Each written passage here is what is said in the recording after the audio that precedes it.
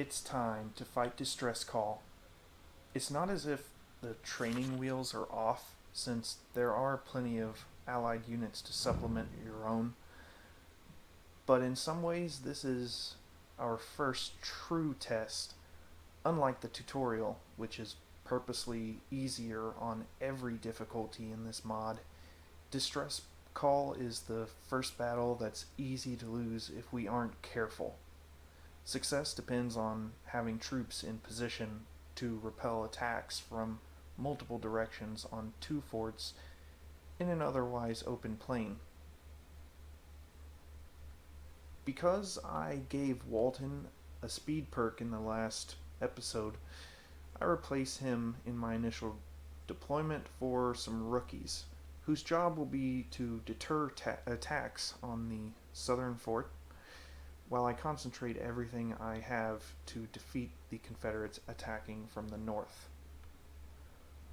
Once he arrives on the battlefield, his speed will allow him to reach the front faster anyway. I should mention I make it a house rule not to pause any of these battles, except for tasks that really can't be delayed, like answering a phone call. Civil War generals didn't get a pause button, and time management is one of the few things through which lower difficulties can be made more challenging. Because doing many calculations in a short amount of time is something computers are ruthlessly good at. It also helps these videos' watchability, I think, which is another reason I'm playing this campaign on default normal difficulty rather than bumping up scaling for more challenge. It'd take longer to kill everything, and I wouldn't know much more to say in the meantime. One thing I definitely recommend avoiding at the start of any Union campaign is purchasing Springfield 1842 muskets, and this battle is the reason. The Allied troops you're given all have them, which means you'll almost certainly be gifted quite a few once the battle is over.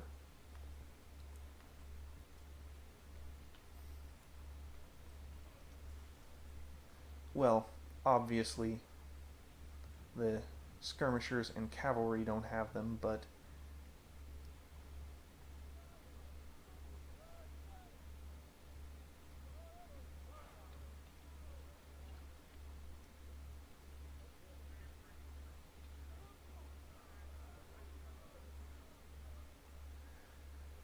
just get everyone together.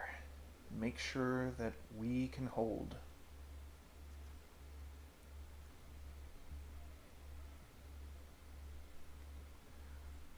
I believe those skirmishers had an accuracy perk, which is why I'm sending them to occupy the fortifications instead right now.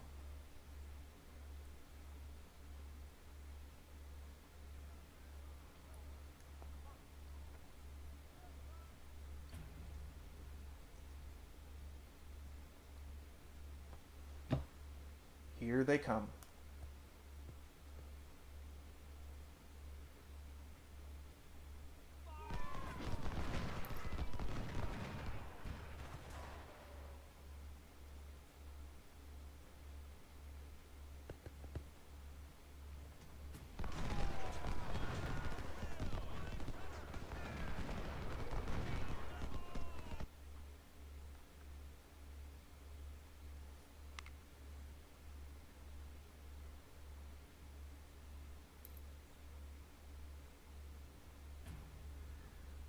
I do kind of wish that I didn't have to reset the timer every time a phase changes, but maybe it's one of those things that can't be helped.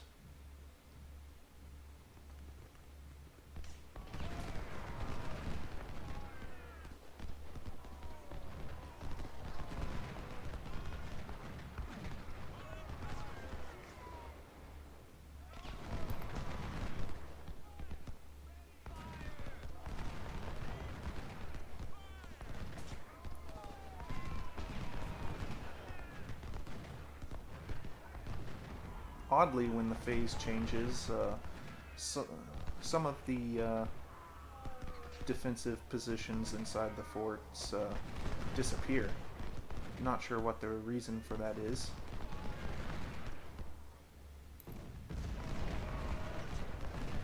But as you can see, I have no option to put any guys into the forts now.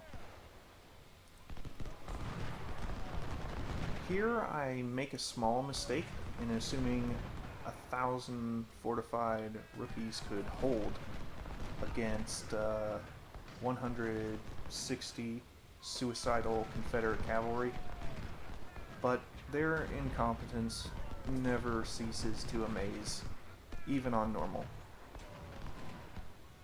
But you'll see that soon for yourself.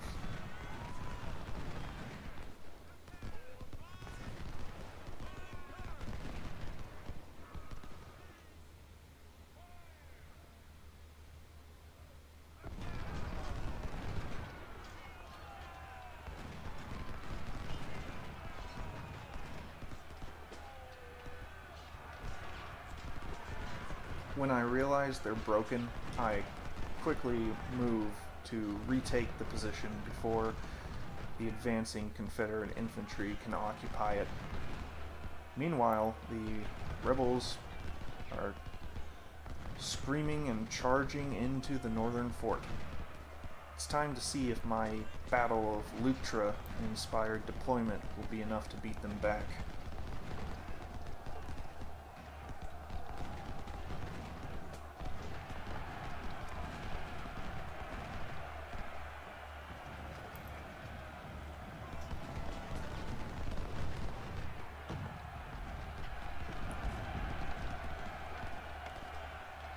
Seems Stedman has recovered enough morale to at least stand in a line, so I make the best of a bad situation by putting incoming Confederates into a crossfire to sap their morale.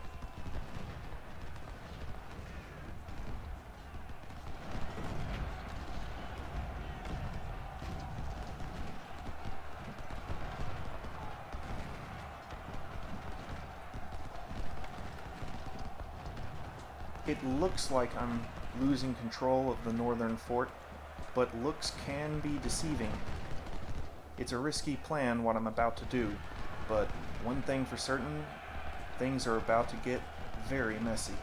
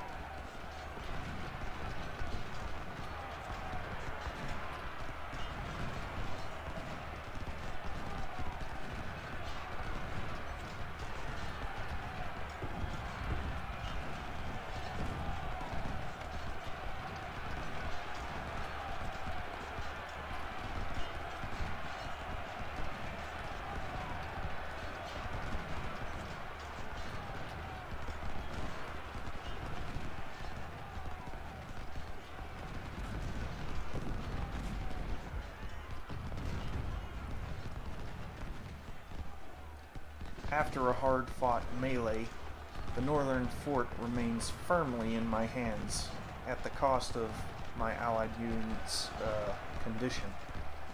Ideally, they need to be pulled back to allow someone else to do the fighting. But I have other things that I'm concentrating on. The rebels are making another go at the southern fort, but they may soon wish they hadn't. While they certainly will break the skirmishers inside, they are sitting ducks for my infantry waiting in full anticipation.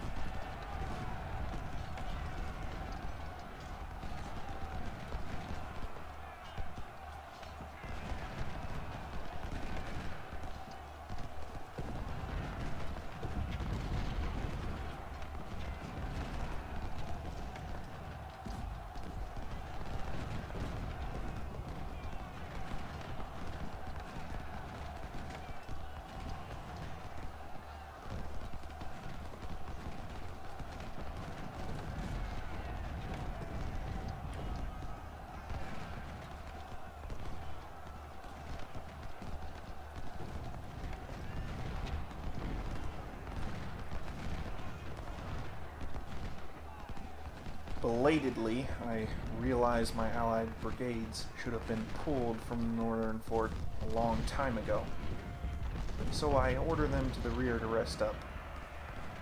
Meanwhile, the Confederate infantry in the northern wood line have revealed themselves, but hiding a tree behind a tree won't help much when you're run down with bayonets.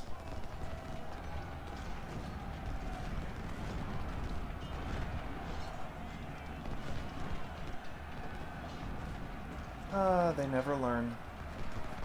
Another charge on my skirmisher decoys, another slaughter.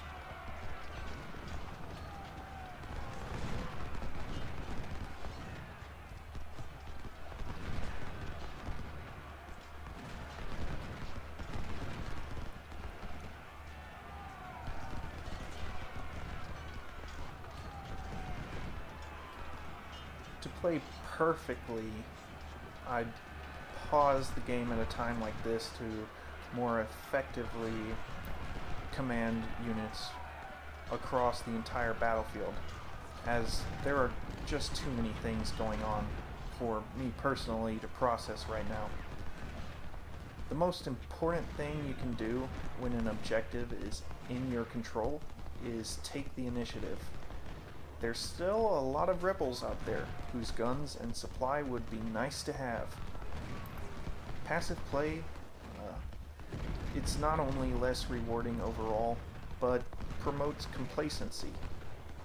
The worst thing you can do in any real-time tactics game is lose your ambition.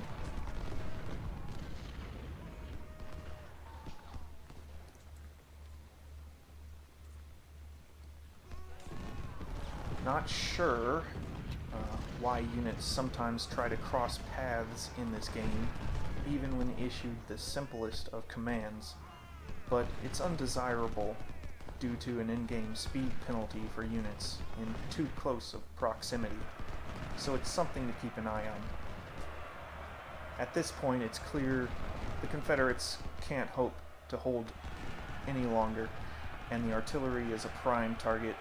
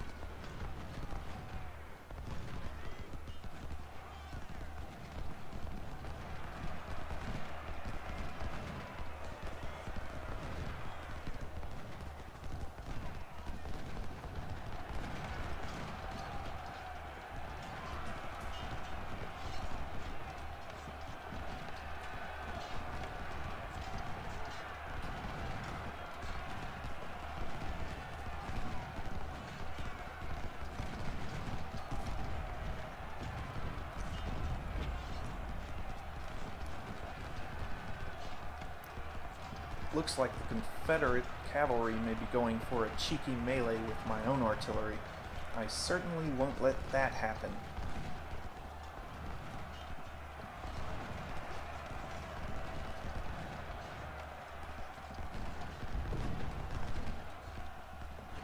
It was a good try, but ultimately suicidal. The timer is winding down, and the remaining Confederates are isolated and weak. Despite this, I don't think I can push much harder than I already have due to the exhaustion of my own troops. There's only so much men can be expected to do. But there'll be another day to deal with whatever stragglers manage to escape.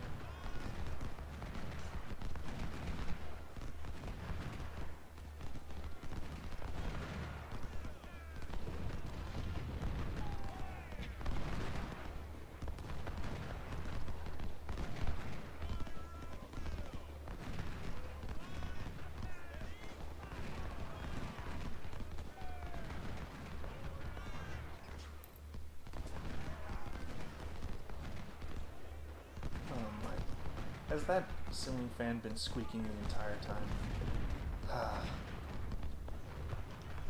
I'm very sorry if that's audible.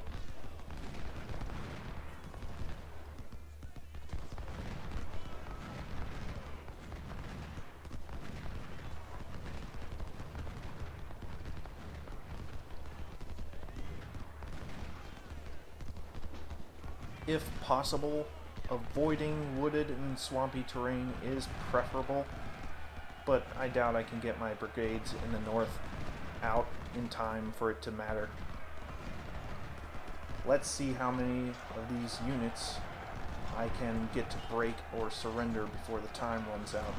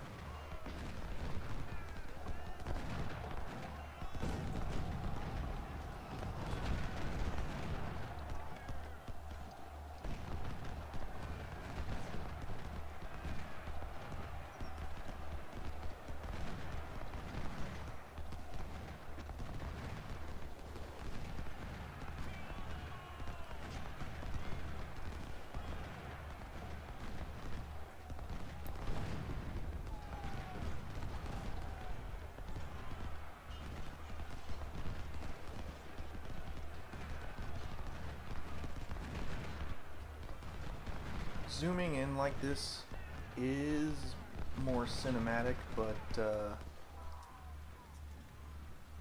to keep the best control over your units possible, fighting in the zoomed out view is ideal whenever possible.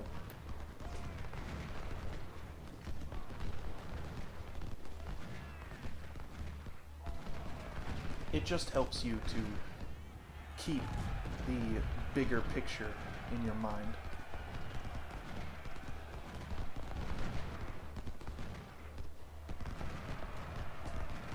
Oh, where do you think you're going? Get back here.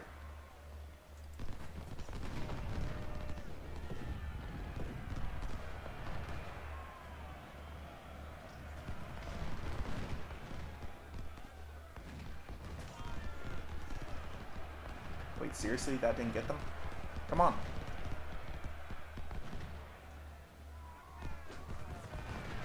There we go.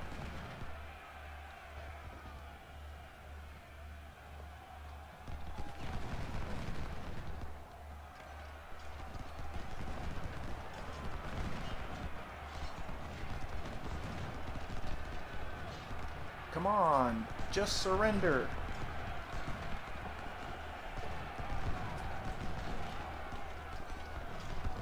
Will we get him? I guess that was just a hair too late. If you look closely, you may notice the player casualties pop-up doesn't match the indicated sum. That's because allied units are not counted, only the players. I'll touch briefly on that in the next camp. With that, we get a nice haul of reboard muskets and 1842s, which we can field right away for first Bull Run, if we feel so inclined. The extra 2 units won't change our organization much, but that'll soon change once we enter the Shiloh campaign after first Bull Run. See you there.